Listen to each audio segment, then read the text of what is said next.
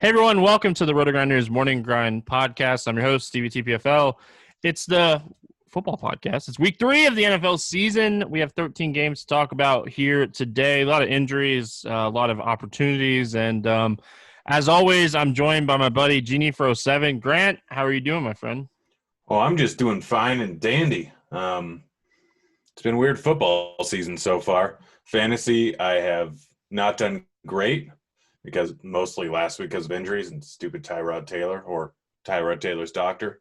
But I've made it all back and then some on sports betting. So the year's not gone how I wanted it to, but it's gone well. It's been a good year for me. Like, I was super heavy on Aaron Jones last week, and I didn't play a ton last week because my son's birthday party was Sunday.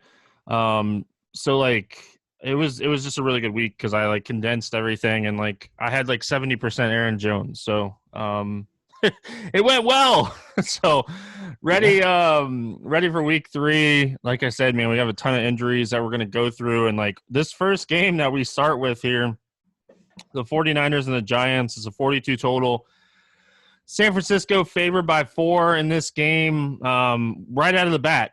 This is one of the games that Mozart's doubtful, Coleman's doubtful. Garoppolo didn't practice on Wednesday. He's still really questionable. What are we looking at here for the 49ers? I think it all comes down to ownership. I think a lot of people are going to be on McKinnon. Obviously, without Coleman, without Mostert in there, it's going to be a very different backfield than we've seen for a little bit. But it all kind of depends on where his ownership's going to lie. Currently, he's pegged at 19.2%. I think that's about where it should be. I have no problem playing him if that's going to be the ownership. San Francisco's probably going to run the ball a lot.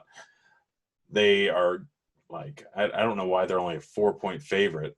It's the Giants, and I just don't fully understand this. I know that their defense is drastically injured and their offense is pretty injured, but they still have a good enough run scheme where they should be able to put up some yards and keep the chains moving the entire time. But McKinnon's sitting there at 19.2%. I think that it's going to be higher than that. I think it's going to be 30, in which case I'm probably going to mostly fade him for Jeff Wilson.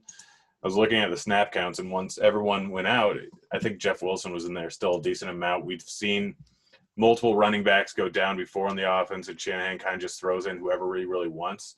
So I'm waiting on ownership is basically where it's at for running backs, just kind of figuring out which one I want to end up going with. But McKinnon, if he's going to be lower owned, then I'm perfectly fine with playing him.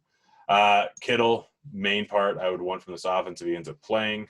I think they talked about they might end up playing. If not, Jordan Reed is a decent option there at 4K. But there's not a ton to like from the San Francisco side. I'm fine with taking a shot on any of the wide receivers just because their price tags and low ownership. If you really want to throw in Mullins, he's 5.1K, but there's nothing that stands out here. I wouldn't be surprised my ownership in this game was real low based on where I'm at right now. Yeah, this game could be a stinker, right? This game could be so many moving pieces are injured on both sides of the ball for both teams that this game could be a stinker. The thing that worries me with McKinnon, can he handle a full bulk workload? So I think we are going to see Wilson. We might even see some Juszczyk, it's just one of those things where, is it a situation I want to go heavy on? Probably not. Will I have some McKinnon? Sure. Will I have some Kittle? Sure. Kittle is definitely going to be dependent on Garoppolo. I don't hate Mullins throwing the ball to. It sounds like it's going to be Mullins, right?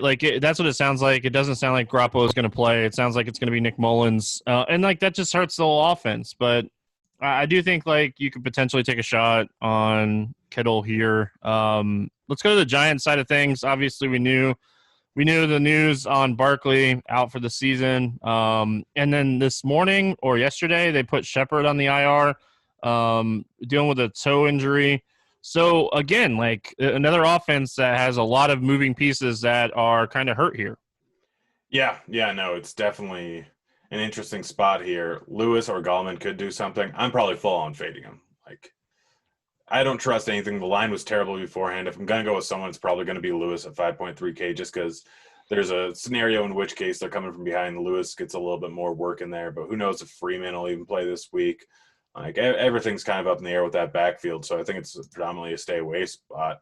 Where I have some interest is not so much in Daniel Jones, but in Slayton. We currently have him pegged at 1% ownership. We know what this guy can do. We know that he's Jones' favorite target. He put up multiple 30-point games last year. He put up 28 points in the first game this season.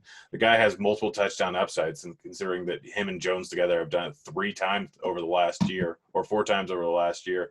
Slayton's price is just 4.9K. Low ownership is a perfect spot for him. Tate, I'm fine with, but not really a huge fan. Ingram, I mean, pretty much any given matchup, but this 49ers pass defense is real banged up right now. Obviously, they have 2 D linemen, one of which is Bosa on the IR. They're out for season. The cornerbacks are both beat up. Who knows if either of them will end up playing, which after that, like, they really don't have much of a pass defense. Like, those are the main 4 pieces of their pass defense, and now they're pretty much gone here. So I really, really like Slayton. I don't mind Evan Ingram, just like I don't mind him every week, but I'm not overly high on him. But Slayton's really the one key piece of this entire game that I absolutely love. If his ownership is really going to be this low, he's a fantastic play. Yeah, I want to follow the Devontae Freeman news. Like, if he's not going to be ready, I have slight interest in Dion Lewis just because of how many injuries there are to the Giants defense or the 49ers defense right now. I like Slayton a lot. I'm with you on that, like, train. I like Evan Ingram for tournaments. This is a guy that has 15 targets through 2 games already this season. So he's a guy that, can put up a touchdown in any matchup. He's 5K, which is probably a little too cheap, now with no Shepherd. So I'm not going crazy on this game. This game has a 42 total. It's a respectable total, but I don't want to go too crazy here. I feel like the game offers a lot of value, though, so can't just write it off. Bengals and Eagles, 46 total. Philly favored by 5 in this game. Let's go with Cincinnati first here. Anything standing out to you here for the Bengals? I mean, not a ton. Burrow's probably priced about where he should be. Between A.J. Green and Boyd, like, I think Boyd's probably the better option at this point, but not really by a lot. Mixon, I think, is fine. He's going to get a bunch of carries in pretty much every single matchup. Like, he's disappointed everyone. But he still got 20 touches last week, 20 touches the week before at his price tag of 5.9K in a range where we're going to see a lot of ownership on other guys. I don't hate that option, but nothing stands out here. Like, I'm fine with any of these pieces, but nothing stands out. I probably will fade the Bengals entirely in this spot, and it's just not really worth it to me to really go on any of these. They don't have a particularly a high points total in this game. I just don't see anyone going off here. Yeah, I don't mind Mixon for tournaments. I like Tyler Boyd. Like, everybody, you never really know if, like, people are, like, joking about, like, how much work AJ Green is getting because, like, people are tweeting about it so much right now. But Tyler Boyd is really good. I like him. And as far as, like, cheap tight ends go, like, I think we have to look at Drew Sample a little bit here. Uzomah getting hurt, putting on the IR. The Philly defense has been terrible against tight ends already this season. So we saw, the Rams, Higbee last week, just absolutely shred this defense. Logan Thomas in week 1 shred this defense. So I think Drew Sample at 3,500 is a value tight end that we have to look at for large field tournaments. On the Philly side of things, Miles Sanders looked great last week. Got 20 touches, 7 targets, or 20 carries, 7 targets. Good matchup. Cincinnati is allowing the 3rd most fantasy points at running backs through the first 2 weeks. What are your thoughts here when it comes to Sanders? I love him. I just don't love that ownership. Yeah. Don't have a strong take on terms. Just from pure numbers, like, he's a fantastic play here. We saw what both Browns running backs did to Cincinnati in the first week. Like, Sanders, just as a point per dollar play, is probably one of the top options on the slate. He's probably your first guy that you're putting in cash in all likelihood at the running back position. Can't say a bad thing about Sanders. In terms of the passing game, I could see the Philly being decently ahead. Like, Jackson's always a guy that's in play for tournaments. Rager, we had some news on him just a little bit ago. He's not going to play. Yeah, he's out for multiple weeks. So with Rager out, like, I'd probably honestly give more of a boost to the tight ends than anything. Yep. If I'm going to play anyone from this game, it's going to be Goddard or it's going to be Ertz. I'm fine. Either one of them. Goddard is really coming to play in this offense, but Ertz is going to be a guy that's going to go a little bit overlooked. There's just another game where it's like I'm sticking to Sanders, and that's really all I want. And if he's going to be heavily owned, then I think you could do a leverage play, hope that it's more of a passing game, and you can kind of play it that way. But as of right now, it's just Sanders. I love Goddard here. Like, nobody plays this guy.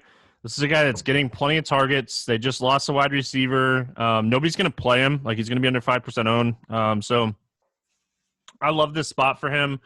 The other thing that I wanted to point out here, like Cincinnati through two games is playing at the second fastest pace, and Philly's playing at the 12th fastest pace. Like, this game has the potential to kind of shoot out. So like these are the types of games that I like to target in tournaments. There's a lot of like really solid pieces on both sides.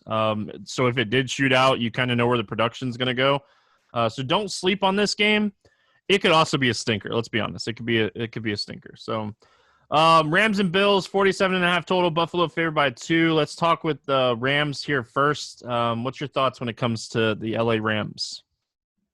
Stay away. Like Woods, Cups, fine, but Buffalo's a good defense. It's going to be in Buffalo, although the weather looks decent right now. I don't really see many spots where anyone on the Rams ends up going off. Like one of the running backs may end up having a 20-point game. We've seen Henderson do it 1 week. We've seen Brown do it 1 week. Now with Akers injured, like it could be either of those guys. Their price tags aren't terrible, but Buffalo is just a good team and a good defense. Like, so if I'm going to go anywhere, it's probably going to be either Cup or Woods, just sheer volume of targets. I know Higbee had a great weekend last week. Obviously just was one of the top plays on the entire slate with 3 touchdowns, but I don't know if really expect him to do it again, and he's 5.9K. Like full on fade, I think, of the Rams for me here. But I'm also a little bit jaded because I love Buffalo. So go ahead and tell me if I'm wrong. Well, the only I have interest in Higbee again, just because like Gesicki just crushed the Buffalo defense as well, and like Van Jefferson got targets, Kupp got targets, Woods got targets. Like Woods used to be like our safety valve, like in this offense. You kind of play him, and like he was going to safely get you, 15 to 20 points. Here's the thing: like Malcolm Brown is banged up, Akers is banged up. If both of those guys sit, Henderson obviously becomes someone we can look at. But again, it's still like a really tough matchup. So for me, it's Higbee and Woods, and that's really it. Like and it's just more of like I know I'll probably have some Josh Allen stacks out there, and I'll want to run it back. So like that's where I'm going to likely end up running it back. Let's talk Buffalo here. Josh Allen, man, he's been phenomenal here to start the season. Looked really good against Miami. Looked really good against the Jets. Has thrown for over 300 yards in both games now. What are your thoughts when it comes to Buffalo? Love him. Absolutely love Josh Allen. As you know, I've been talking about it pretty much all season long and last season and the season before. I've been talking about Josh Allen for a while, and I knew exactly what would happen with Diggs going into this offense, and he has an actual reliable wide receiver. Still, like I don't generally like to play him at home. Weather is something that you always have to look out for. It looks like there might be 13-mile-per-hour winds during the game, so it's something to check up on. But if the weather, it's going to be about 70 degrees on Sunday. If the weather looks all right, it's 73, it's sunny. I know that rain's going to come. For some reason, Buffalo's the one spot where I actually look at weather extensively all throughout the week. But if the weather's going to be all right, like absolutely love Josh Allen here. People might be a little bit worried about Ramsey shadowing Diggs. I don't care. Diggs is in for a big workload week in, week out. I know everyone saw Brown go off for that big game week 1. He can go off for a big game, but that's mostly dependent on the weather being all right. I'm fine with Brown, but I still love Diggs. The 7K price tag is going to come in at under 3% ownership in all likelihood. Josh Allen, even though he's been crushing, his price tag is going to keep a little bit of ownership off of him. And we still haven't even seen a massive rushing game out of him. Yes, he had 57 yards and a touchdown week 1, but that's not a huge game for him. He's been passing the ball a ton every single game, has been rushing nearly as much because the games really haven't been terribly close until the end. He hasn't had to do a lot of work with his legs. I still think one of his biggest games is still in him. Could be the spot here. Pair him with Diggs, do it a lot. Love Allen this week. Probably staying away from the running game just because both Singletary and Moss are there. Not going with tight ends at all. Like I'm fine with Brown, but Beasley is the only guy that I target in bad weather games at home, and this doesn't look like it's going to be terrible weather. So stack up Diggs with Jared Allen or Josh Allen and just win a lot of money. Zach Moss didn't practice Wednesday, dealing with a toe injury. If he were to sit, I think that bumps up Singletary a lot. So after I have to watch that news a little bit. They have Tywan Jones, and I think TJ Yeldon might be on like the practice squad. I don't even know if they're carrying him right now. So a way to be different here is you can go Singletary Buffalo's defense. If you want to, play a different aspect or a different way to approach Buffalo here, but I love Allen, John Brown. If you look at John Brown's price, it's just way too cheap for the upside that he's been able to, provide this season. But yeah, I think Diggs is always someone that you have to look at. Like, he's a guy that it seems like Buffalo went out and got Diggs, and like he has been fantastic. I do worry about Jalen Ramsey shadowing Diggs. I'm not going to lie. It is something that I worry about. The matchup is tough. Even for if you look at John Brown, like it's going to be a tough matchup too. Darius Williams is playing good as well. So Josh Allen 100-yard rushing game is not out of the question here. So you definitely want to be looking at Josh Allen in this one. Moving on, we got the Bears and the Falcons, 47.5 total. Atlanta favored by 3. This game's in Atlanta, so indoors. What do you think here on the Chicago side of things? I mean, much as I hate Trubisky sometime, it's against the Falcons. It's that simple. Falcons, not a great defense. We've seen 2 games so far this season that have been high scoring against them and just been high scoring overall. The total in this game of 47.5 seems a bit too low for me. I'd take the over on that, even though it's up against Chicago. I know Chicago has a decent defense, but that really doesn't matter for Atlanta. And I don't think that Atlanta ends up winning this one. So Allen Robinson, absolutely in a spot where he can end up crushing, going up against a very, very bad defense. 9 targets each of the first 2 weeks. Didn't do much with it last week. I think that's a little bit of an outlier. And you look at his numbers on the season, and he hasn't put up great numbers, but he still doesn't have a receiving touchdown yet. I think that ends up changing this week. I honestly don't hate Montgomery, but the problem is he's in a price range where there's a lot of other guys and you're kind of just hoping for touchdowns with him, which is absolutely a possibility going up against the Falcons here. But this is predominantly an Allen Robinson, Trubisky spot for me. I think that they put up a lot of points here. I think that Trubisky and Robinson have a big day together. I think Robinson gets peppered with about 13 targets in this spot here. And I can see a whole lot of different ways where the stack ends up paying off. Miller, I don't mind, like 6 targets week 1, only 3 last week, put up an absolute goose egg there. But this is a much better spot going up against the Falcons. I don't mind pairing him along with Trubisky. Again, Trubisky's a guy that can end up putting up 30 points in any given matchup, and this is the perfect spot for him to do it. There's not going to be a ton of ownership on this because it is the Bears. So Robinson, Miller, Trubisky are the 3 go-to guys for this one. Yeah, like if you think Chicago is going to be playing from behind, take some shots on Jimmy Graham too. A-Rob is the guy. Like he has 32% target share and 0 touchdowns, and like the touchdown number has kept his fantasy point number down enough where he's priced down a little bit. So I like the Trubisky A-Rob pairing. I don't mind Trubisky A-Rob Graham if you think this is going to be a really high scoring game. I honestly don't hate David Montgomery either. Like you said, the price range is really strong, but he's someone that I'm definitely going to have on my list. I don't know if he's going to make the cut, but I tend to knock my running back pull down a lot more than my wide receiver and tight end. So let's talk Atlanta here. You already kind of said it. Like the defense is not playing great, and they're playing from behind a bunch, and like we're seeing really high scoring games and stuff like that. They kind of just they just let it go against Dallas last week. What an ugly turn of events there. Julio Jones is banged up right now. Russell Gage, 21 targets through first 2 games. Like, if Julio doesn't play here, we have a ton of value in Russell Gage. And, like, Calvin Ridley at 7,200, that probably is not high enough. Yeah, which it's super interesting that by week 3 we already see Calvin Ridley at pretty much the same price tag as Julio Jones. Yeah, Julio Jones talked about how he was dealing with a hamstring injury. He's a little bit banged up right now. I still think regardless if he ends up playing, like he's definitely worth a shot in tournaments. But I don't have a strong. I think Hayden Hurst is probably my least favorite target, and that's just by a very small amount. I'm not playing Gurley. I'm not playing Gurley in this spot. He's really obviously has a chance for multiple touchdowns in any given game, but 0 targets last week, only 5 the first week. I don't know how much they're going to end up using him in the passing game. So it's the wide receivers and Hurst for me. Like, wait and see on the Julio news. If he doesn't play, then his full system goes for all these guys. If he does end up playing, then I think that you can take a shot on him. And I think you can go Ridley. I think you can go Gage. I think you can go Hurst.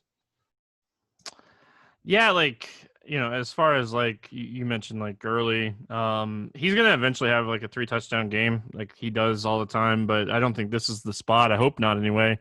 Very interested in the passing game here. Calvin Ridley, it looks really good. So I like Ridley. I like Gage even if Julio plays, because I still don't think even if Julio plays, he's going to be 100%. And like that could potentially bump down the ownership for Russell Gage. I don't mind Hayden Hurst, 13 targets through the first 2 games, playing a ton of snaps. His target share is a little bit lower than I want it to be. It was up last week without Julio, so maybe it'd be up again here if Julio doesn't play. Las Vegas Raiders against New England Patriots, 48 total. New England favored by 5.5 in this game. This game has a lot of merit and some juiciness. Let's start with the Raiders. What are your thoughts here when it comes to Las Vegas? 2-0. Yeah, 2-0. Carr didn't look too bad in that last game. Well, the Raiders just in general didn't look too bad in that. And it wasn't even that. The Saints just looked bad in that last game. But, yeah, Raiders, I think this is going to be a decently high-scoring game here. Jacobs seems a little bit expensive here at 7,300, although he is getting a ton of work. Patriots isn't really the easiest matchup in the world. I'm fine with him, but not over the moon. Guy I really like here is Ruggs. Like, I think that Patriots are going to try and shut down Waller a little bit. Ruggs did not look great this last week. If he's all right this week, then he was also coming off that knee injury, so it's still something to watch throughout the week. It's obviously we're recording this on Wednesday afternoon, so keep that in mind. But at 5K, I think that he's a decent play here. I'm fine with going with Renfro. I'm fine with going with Edwards, but Ruggs is really the guy that I like. If you want to go Waller, that's fine. Tight end's not really great this week, and he's just got 16 targets this last week against the Saints. Got a touchdown for the first time in a while. But it's Ruggs is my main guy here. I don't know if I'm going to use much Carr. Yeah, I don't think I'll use much Carr here. I think that there's no way Bill Belichick doesn't scheme against Darren Waller here. And like, Darren Waller was a beast last week. Let's just be honest. Like, anybody that played him or watched that game, they know how much of a beast he was. I like Ruggs. I like Bryan Edwards a lot, too, in this game. I think Bryan Edwards could be like that sneaky play in this game that like nobody's really thinking about. And like Waller, if he does get shut down, where's the production going to go? It's going to go to Ruggs, Edwards, Renfro, and Jacobs. So like, the pieces where it's going. It's a tough matchup for Josh Jacobs, but we have to respect the workload. Like you said, like the workload is insane right now. The guy's coming off of 27 carries in week 2 after having 25 carries in week 5 or 1. So it's hard not to like Josh Jacobs each and every week right now. They get a lead. Gruden wants to run the ball, and like they don't want to run the ball with Devontae Booker or Jalen Richard. They want to run the ball with Josh Jacobs. So New England Patriots here, like Cam Newton, right? Like you could play Cam Newton by himself. You could play Cam Newton with Harry or Edelman, but like Cam Newton has to be in the conversation this week, right? Yeah, he has to be in the conversation. It's a goal line running back. Like yeah, we finally like have a running back, a consistent running back in New England. We haven't been able to say that for years, and it's straight up Cam Newton. They're fine with running him all over the place. Bill Belichick knows how to use his size and his speed. Cam Newton is a fantastic play this week. He's expensive. I don't care. Like, you're essentially getting a guy that has 2 rushing touchdowns. You know how many passing touchdowns he has this season? 1, right? 1 is correct, but he still had 400 passing yards last week. He's going up against the Raiders. Raiders is one of the worst defense in the league, I think, right now. And in terms of giving up points and yards, like Cam Newton should crush here. If you want to pair him with someone like, I think it's Edelman. White, I don't know if he'll end up playing this week. Have they given us news yet? I don't think they have. Did you see anything on it? I didn't. Like, condolences to him and his family and prayers, man. That's rough. So yeah, I don't know. Like, I don't think anybody will like give him any shit if he doesn't come back this week, right? Like, you know, you No. take your time coming back from that one. So, and like I haven't heard anything about his mom yet either. So I'm sure he's wanting to be with her if she's still in critical. So no idea if White is going to play or not. Yeah, if he doesn't end up playing, then I'm fine with Edelman or Harry pairing him with Cam. I'm fine with them regardless. But it's Cam. It's Cam naked. It's Cam with either one of these guys. It's Cam. It's Cam. It's Cam. And it's Cam. I don't think I'm going with Michelle. I wouldn't be against it too much if White ends up missing, but likely a scenario where I'm not going to have a ton of exposure to him. So, yeah, it's Cam. I like Cam a lot. Harry is 4,200. He's super cheap. This is a big dude, a big red zone like threat. It doesn't seem like they really want to use like Ryan Izzo or anything. So Harry has a huge role in this offense, and he's a big dude. So like he is a red zone threat. Damiere Byrd came out of nowhere and had 9 targets against Seattle last week. It's something to monitor. He's 3K. Don't want to like overreact to 1 week, but like 9 targets, and he played 88% of the snaps in week 2 and 87% of the snaps in week 1. So they seem like they want to go like 3 wide receiver sets a lot here for Cam. So Bird has to be in the conversation. He's 3K. Like if he gets 5 catches and a touchdown and you don't have him, you might be in trouble if the rest of your team goes off. So I love Cam. I'll be pairing him with Edelman, Harry, and Bird, just kind of mixing and matching. But I like this combo a lot here. I don't really have anything else. Like, I don't want to really touch the running back situation. Oakland has struggled with, allowing touchdowns to running backs this season. So if you want to play like maybe Michelle and the Patriots defense together, sure. But probably not something I'm going to go like crazy with here. Tennessee Titans, Minnesota Vikings, 48.5 total here. Tennessee favored by 2.5 in this game. Grant, like my biggest issue with Tennessee last year was just like how many seconds they were playing, like how long it would take them to make plays. But like we have the teams that are 5th and 6th in pace already this season. It's 2 weeks. I don't want to overreact, but this seems like a very interesting, maybe potentially like under the radar game for a 48.5 total. Yeah. I don't know. Like, yes, they're playing at a higher pace. It's kind of just ended up going that way. They've been involved in 2 very close games. And yes, this game's projected to be fairly close. It's only a 2.5 point spread, but these are 2 teams that don't really like to pass the ball a ton. Tannehill was just kind of forced to at first game going up against Denver, but only 24 attempts last week. We look at last season, he was right around the 25 attempt mark almost every single week.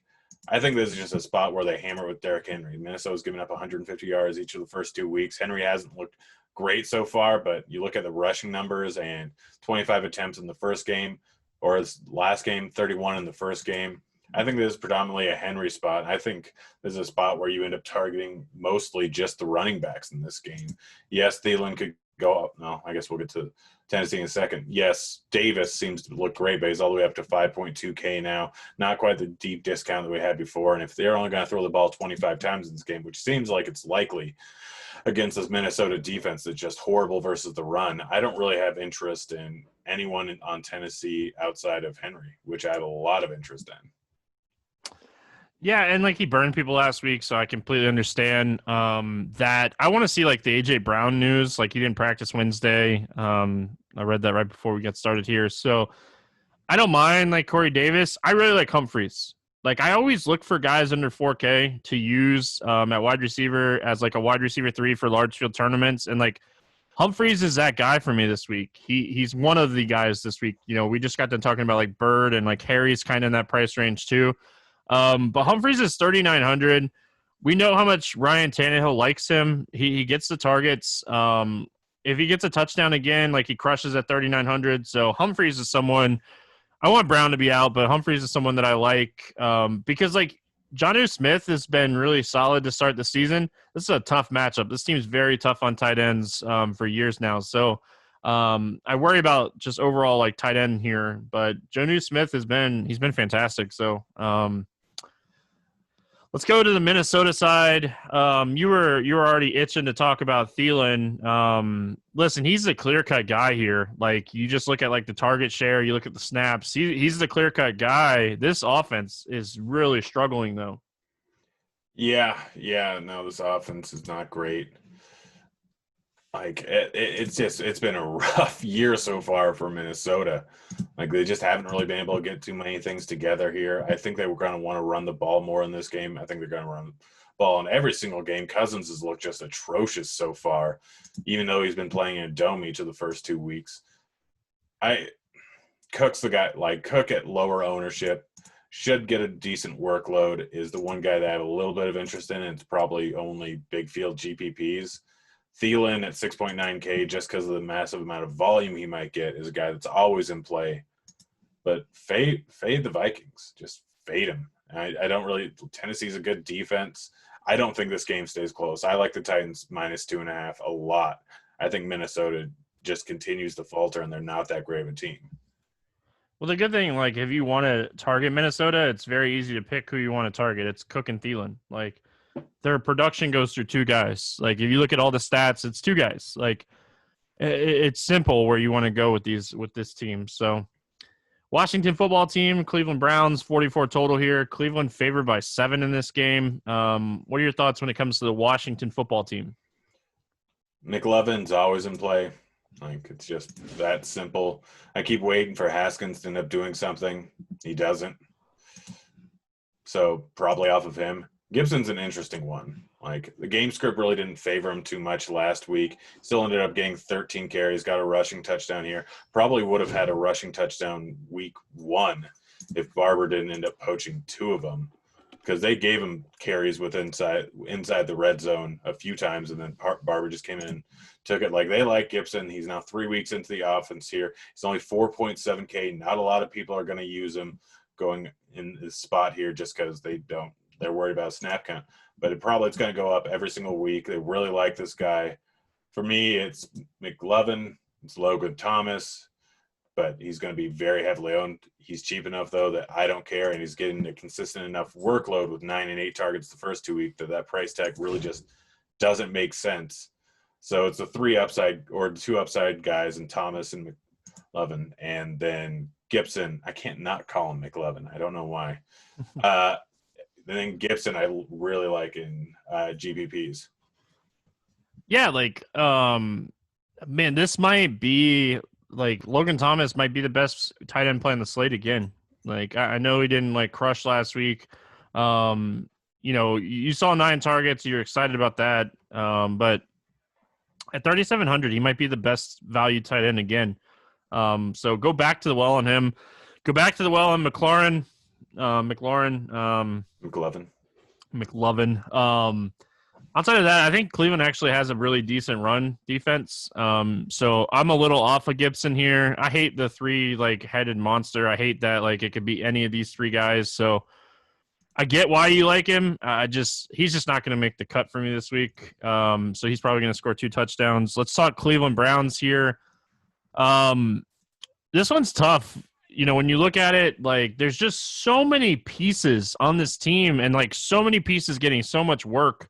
You don't know which running back's going to get the work. And, last week, if you played both of them against Cincinnati in that 35-30 game, you did really well on the showdown slate. What are your thoughts here when it comes to Cleveland? I'm full on fading the passing game. OBJ or Landry could have a decent game. I don't know who it's going to be, or it could end up being neither, and it could just be a full-on running game. Washington's front has been decent so far this year. But I'm fine with using Chubb or Hunt. They're going to come in at very low ownership. People don't want to pay 6.9K for a running back that is in a split backfield. And I think that makes him a decent GPP play here. He can obviously go for a massive run at any given time. He's got huge touchdown equity. And Kareem Hunt has a decent amount of pass work equity. He could end up with multiple targets in this game. He still has a possibility of a touchdown. I'm fine with either of them in big field tournaments, but they're the only two guys that I'd be willing to take a shot on. Yeah, I don't mind like a sprinkle of Beckham Jr. or Landry in large field tournaments just because they're semi-cheap here. But overall, I'm with you. I think it's the running game for Cleveland here. And I don't even hate like taking a shot on like Cleveland's defense if you want to pair one of these running backs with defense. So Houston at Pittsburgh. We got a 45 total here. Pittsburgh favored by 4 in this game. We'll start with the Texans. What are your thoughts here when it comes to Houston? David Johnson, that's it. Again, this Pittsburgh defense is very good. Yes, Watson can have a big game at any given time here, but I don't know who he's going to throw it to. Like, you can take Fuller or you can take Cooks. I don't really care. I don't want any of them. I don't want any of the pass game work at all in this, except for the pass game work coming from David Johnson. David Johnson's priced at 5.4K.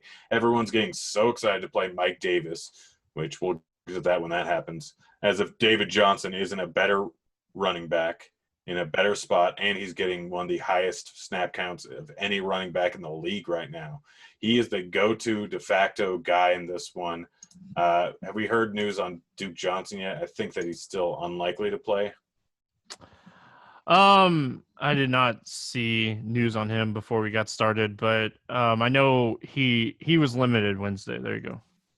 All right. Yeah. Again, it's earlier on the week. Be on the look for that, but I still don't really care. David Johnson's going to get a ton of work in this offense regardless. People are going to be disappointed by what he did last week going up against Baltimore. And yes, he only has 11 rushing attempts each of the first 2 games. This one's a 4-point game. Like this one, Houston is a 4-point dog. The first week they went up against Kansas City. Obviously, they have a less than stellar run defense, but Kansas City was in control pretty much that entire game. Baltimore, great defense, control the most of the game. David Johnson's price keeps going down, even though he's getting a consistent workload, and he really hasn't had a game where they've had to use him too much in the passing game either, or they have chosen not to use him a ton in the passing game. I really like David Johnson in this spot. He's going to come in at almost no ownership. I know it's a tough matchup here, but there's a lot of different ways that this game can end up going, and he's a perfect pivot off of Mike Davis, who's probably going to be pretty chalky here. David Johnson's the only guy I like in this spot here for Houston. Yeah, like, obviously I want to pay attention to like the Will Fuller news. Like if he's good to go, I don't mind taking a shot on Will Fuller. He burned a lot of people last week, so I love guys like that. Like this is a dude that had 10 targets and 112 yards in week 1 against Kansas City. So if he's a full go, I think he's interesting. If he's hurt, I think Brandon Cooks is interesting. Jordan Akins is the guy now. Like it's not even close. Like this is a dude that has played over 83% of the snaps in back-to-back weeks now. He's the guy. It's not Darren Fells. So if you want to take a shot on Akins, if you're like making a Pittsburgh stack or something, I think he's worth a run back here. But I'm with you for the most part. It's probably David Johnson from this team. Let's go to the Pittsburgh side of things. Connor, questionable playing, and then played, got 16 carries, looked pretty good. Played 78% of the snaps. They want James Conner to be a workhorse. Like Pittsburgh believes in workhorse running backs. He's 6,700 going up against Houston. I think he's worth a look here in tournaments. I don't hate it, but honestly, like I'm worried about Benny Snell taking some of the workload. I know Connor pretty much got the entirety of it, but this just isn't a spot where I want to go with Connor. I'd honestly rather go with the pass game work. Yes, they've been just all right. Like Roethlisberger had a 300-yard game last week when the game was a little bit closer than it was going up against the Giants in a slow-paced game here. I think that Houston keeps it a little bit close here, and I think that Big Ben could be in for a big game here. We all remember the home road splits from years ago. This is at Pittsburgh. Johnson has just been getting tons of targets this entire year. 13 targets last week, 10 targets the week before that. Him and Juju are the main guys in this offense. We know how Big Ben likes to target his main 2 wide receivers. I'm a big fan of the Pittsburgh stack again this week. I know I've said that multiple times this year. This week is no different. I love Juju. I love Johnson. I love Big Ben. I'm staying away from Connor. If you want to throw in or make your lineup a little bit different, Claypool has a whole lot of talent and obviously had that big catch last week him or James Washington are both decent spots because those guys can take the ball a long way on any given pass. Yeah, and I don't love Ebron here. I like a lot of tight ends on this slate, but he's someone that he saw an increase in targets, and we know how much Ben likes his tight ends in the red zone. So just throwing that out there as well. But for the most part here, Juju seems like he's going to be very touchdown dependent this season. So maybe I end up playing Juju a little bit more on FanDuel, even though he's going to have plenty of catches each and every week. But yeah, I think Deontay Johnson is going to be popular again. He's a little bit more expensive this week. He had a $900 increase in price, but he might not be high enough, right? He still might be too cheap if he's going to get this many targets. Yeah, anytime you're getting a talented wide receiver with 10 plus targets, 5.4K is not enough. I'm worried about his ownership a little bit. We have it pegged at around 10% right now. If that's going to be the actual ownership, I will be well overweight on him. Last week is in the books. Now it's time to review the tape and prepare for this week. There's no better place to get in on all of the action than with DraftKings, the leader in one-day fantasy sports.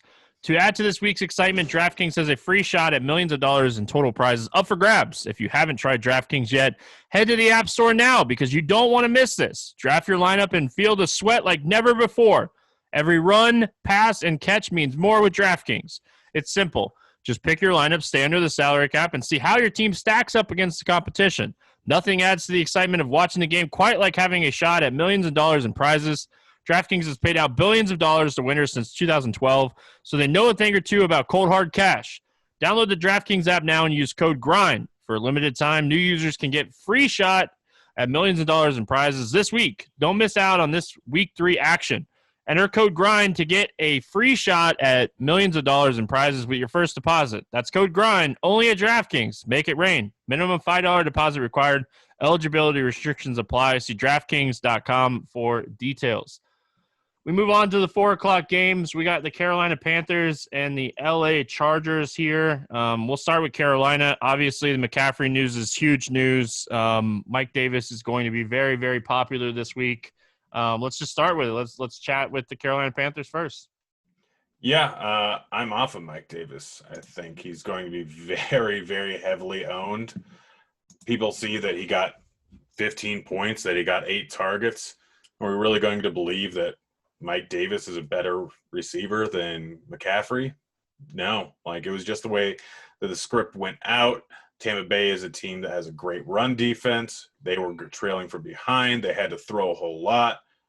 I know that they're a pretty decent dog in this one, and yes, they might be doing that again, but Mike Davis just doesn't seem worth it to me in GBPs. I'll end up throwing him in cash games, but GBPs, I don't think that you end up playing him. It's just not a smart move to go with him when there's a lot of other running backs that's slightly more expensive that you can go with. The interesting spot here is Bridgewater and Robbie Anderson. Bridgewater currently 4th in the league in terms of passing yards, had 367 last week. Probably going to be playing from behind, has 3 decent wide receivers.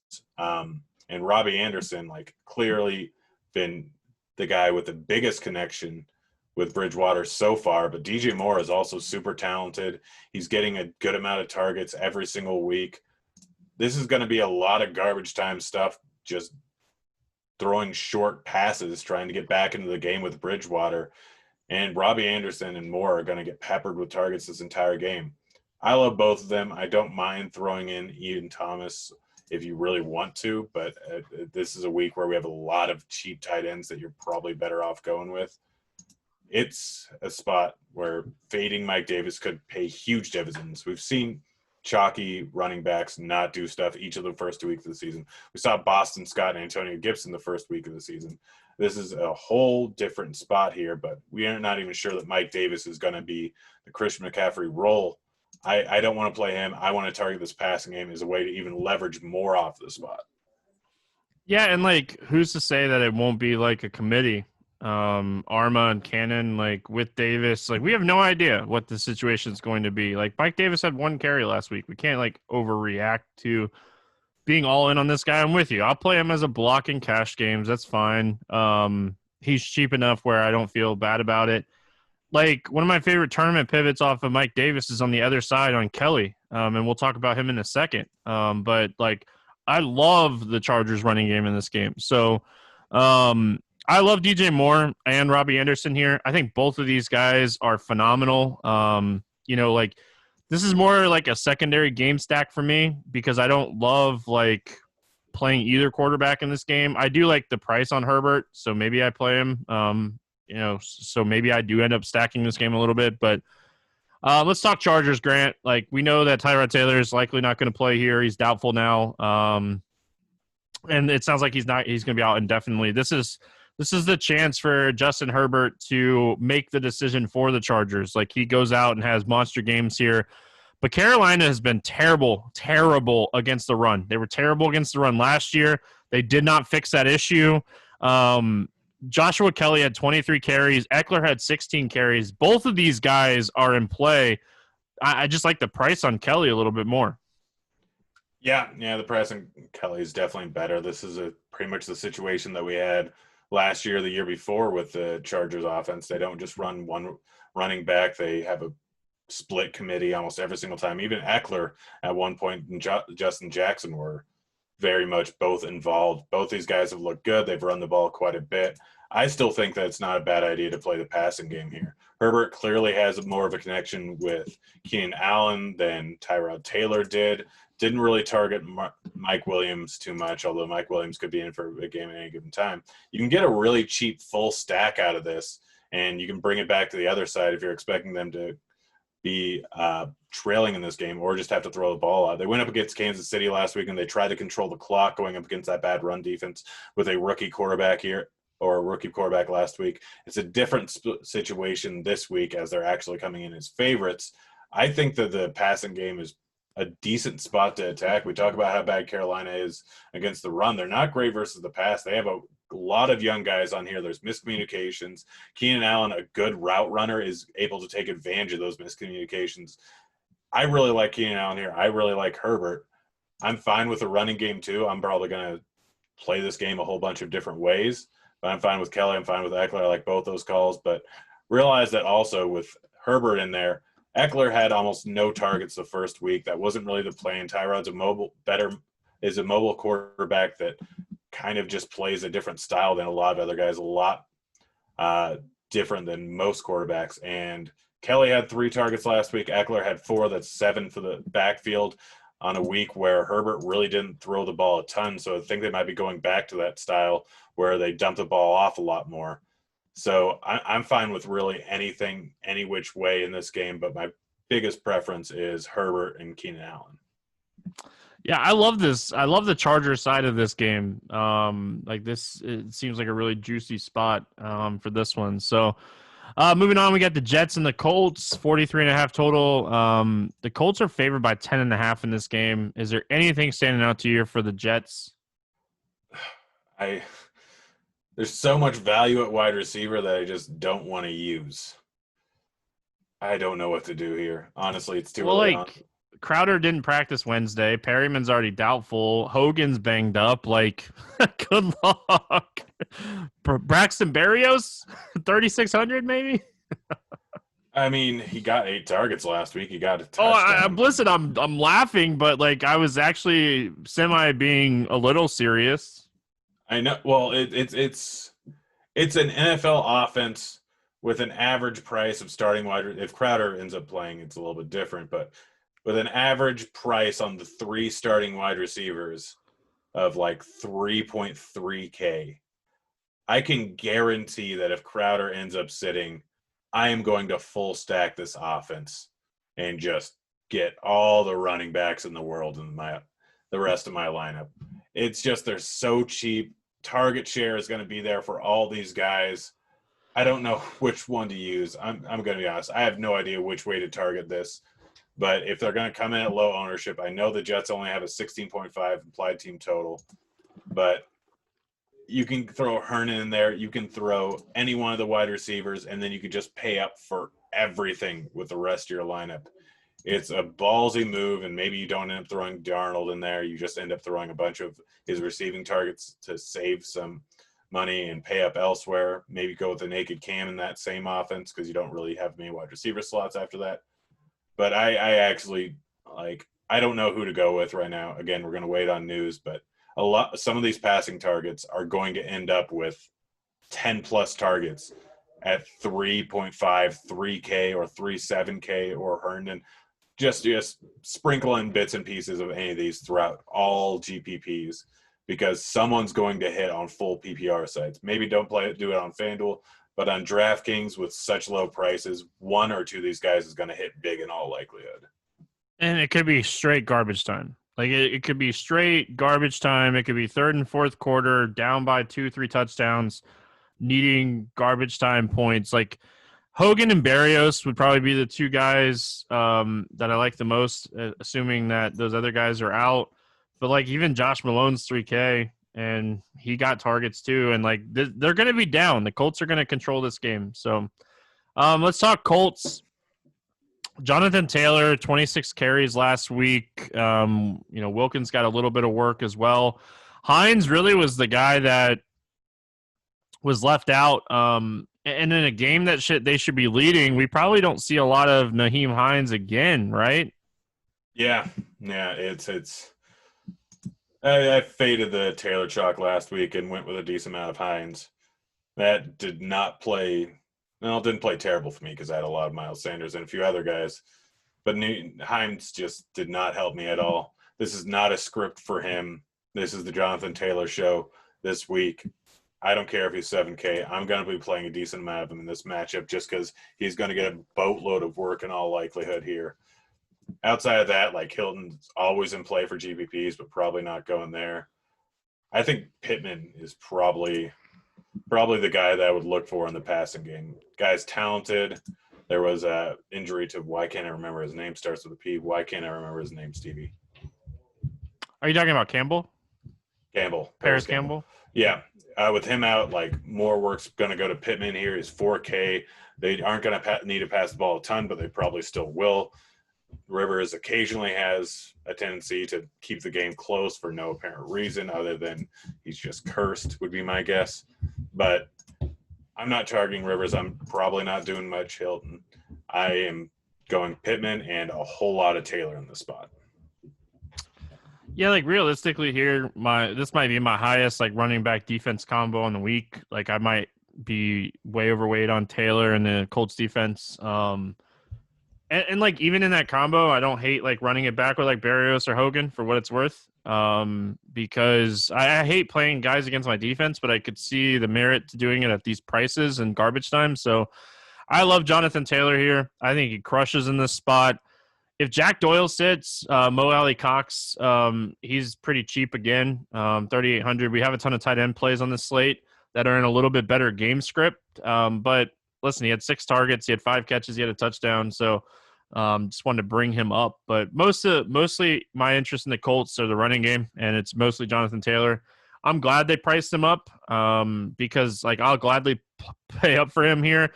And I think like he's way too cheap on FanDuel at 6,700.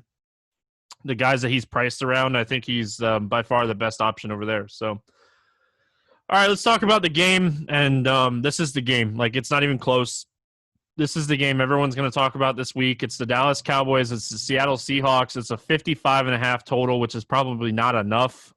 Seattle's favored by 5. They're playing – Dallas is playing at such a fast pace this season. It's like it's not even close. They're almost 4 seconds faster than the next the highest team. So and Seattle plays at the lowest pace, but it's more, I think it was more like clocking. If you look at like their pace in the first half compared to their pace in the second half. So Dallas Cowboys, we'll start with them. The Seahawks have been terrible against wide receivers. Dak Prescott, Amari Cooper, Michael Gallup, CeeDee Lamb. Even like Dalton Schultz had 10 targets last week. Yeah, this is going to be a high-scoring game. Stack it up every which way. It seems like every single week. Seattle is the best game to stack up in every single week. It works out fairly well. Dak, very much in play. CeeDee Lamb, Cooper, Gallup, Schultz, Zeke, everyone. This game has a 55.5 total. Just play everyone. My biggest preferences are probably going to be pairing Dak with CD and Cooper is probably the way I'm going to go with it most, but there's really not much to dissect here. Everyone's in play. Every which stack is in play over on the Dallas side, and the same thing with Seattle. The only thing that I do want to point out is Zeke Elliott's going to go a little overlooked in this spot. That's the only thing. Like, we've got him at 20% ownership right now. What? Okay, I didn't see that. There's some value on the slate.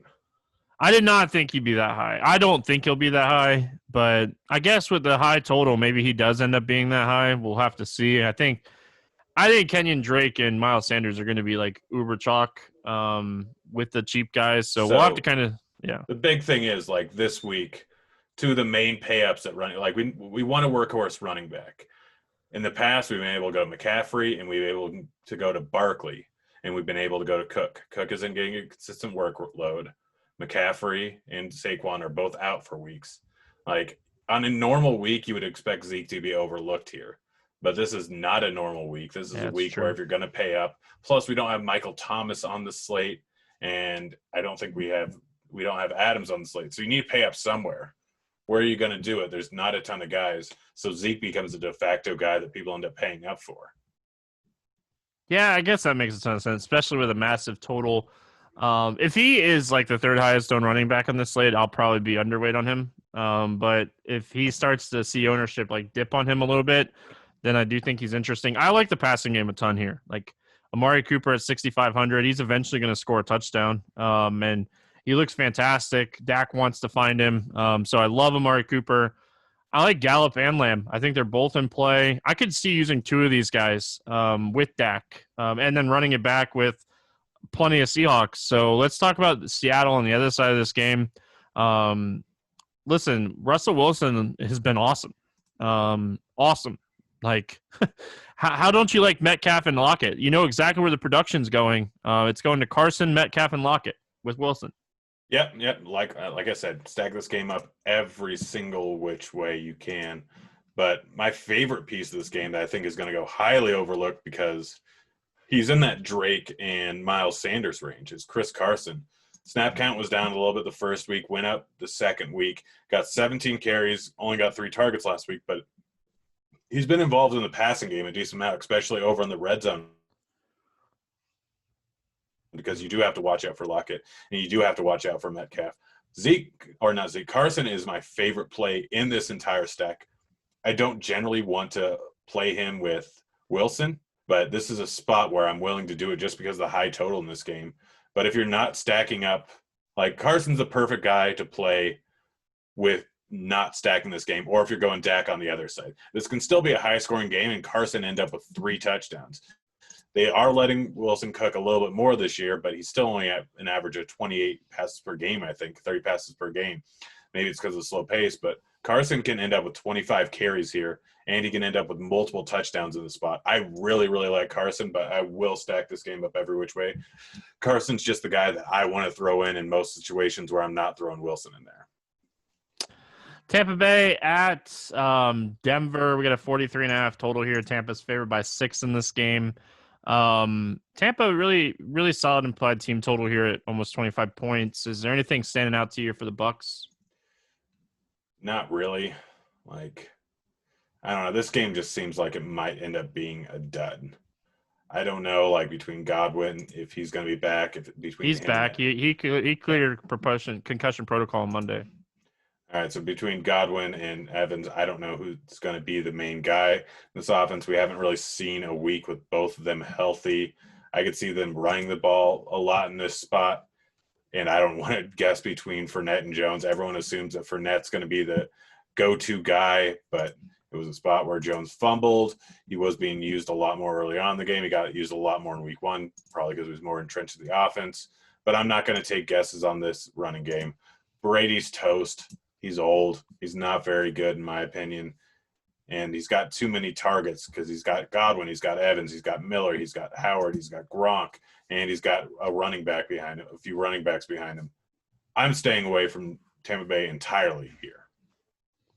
Like a pivotal part of the game, too. They had LaShawn McCoy run like a wheel route to, like, he dropped a touchdown late in the game. So, like, The running game for me, I played a lot of Ronald Jones last week. I got onto him really late in the week. I was really mad when I saw him fumble because I knew he wasn't going to get a lot of work after that. But I still think it was the right play. Like Fournette he crushed in that spot, don't get me wrong, but it's tough.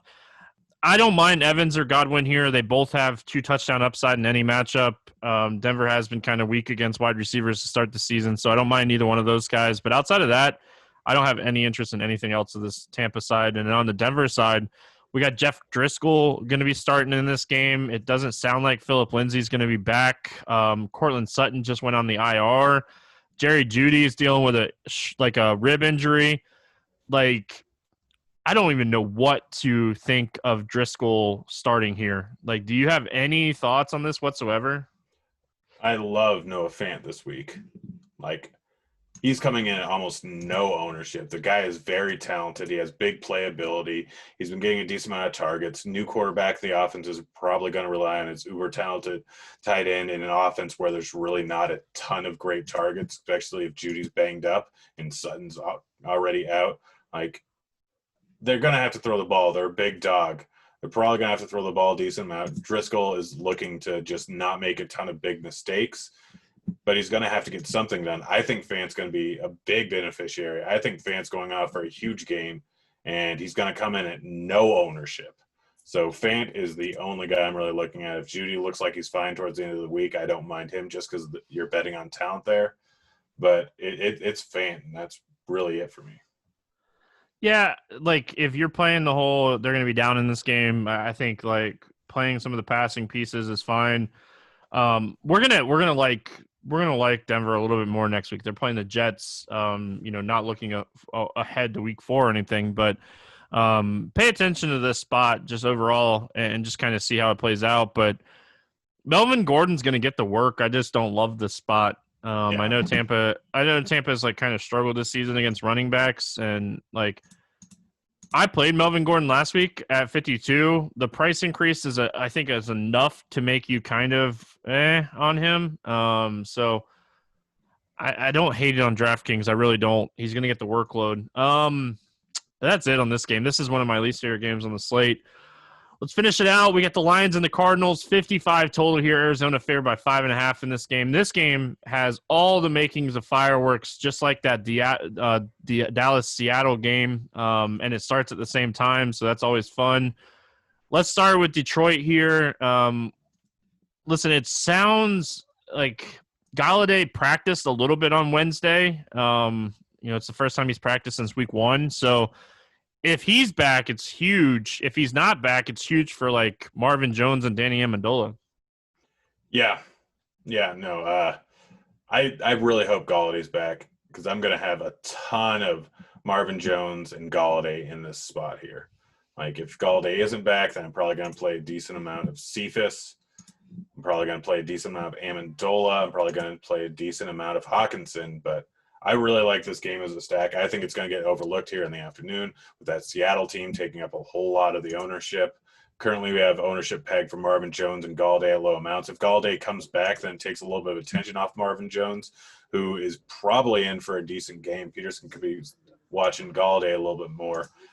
I really, really like the passing game. I really like Stafford in this spot. 24 implied team total. Having a star wide receiver back is going to pay huge dividends. He's already played the Chicago defense that's pretty good and Green Bay. He's done both of that without Golladay. Still put up 17 points. Has a chance to throw 45 times in this high-paced game here. I love Stafford. I love Golladay. I love Marvin Jones. I don't mind Hawkinson.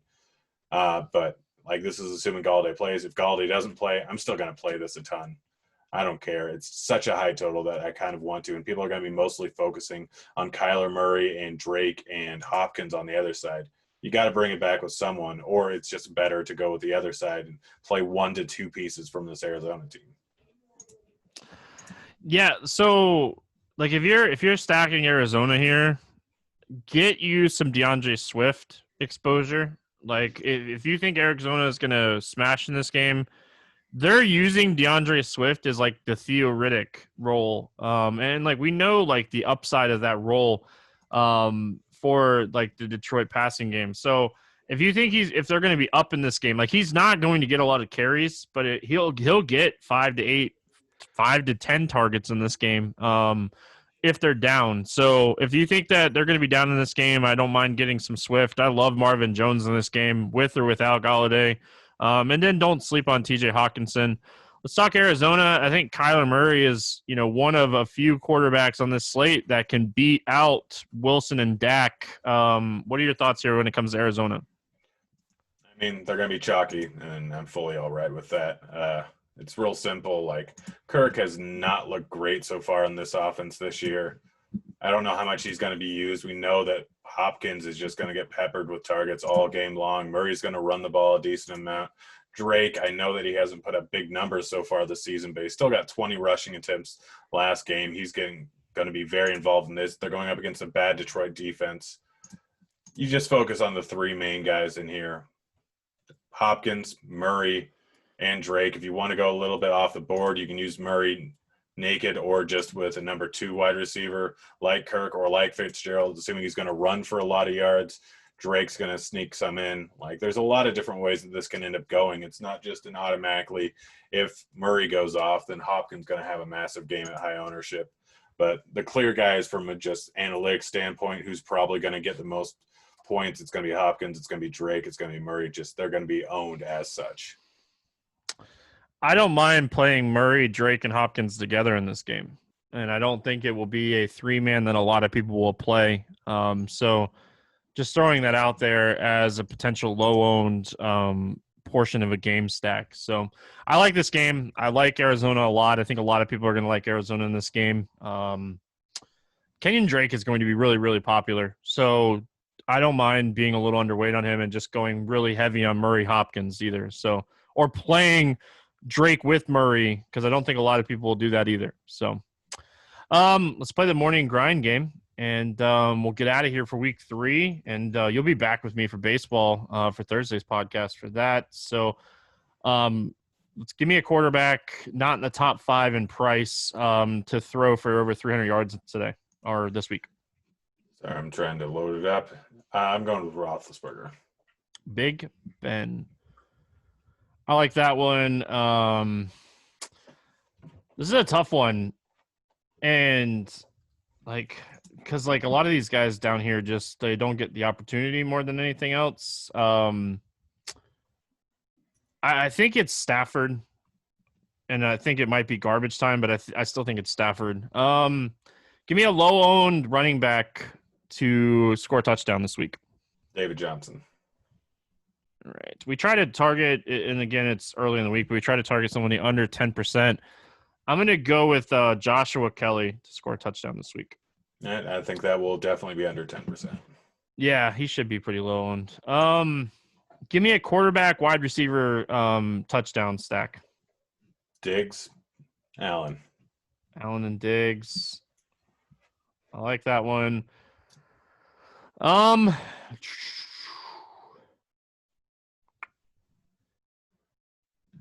this one's tough.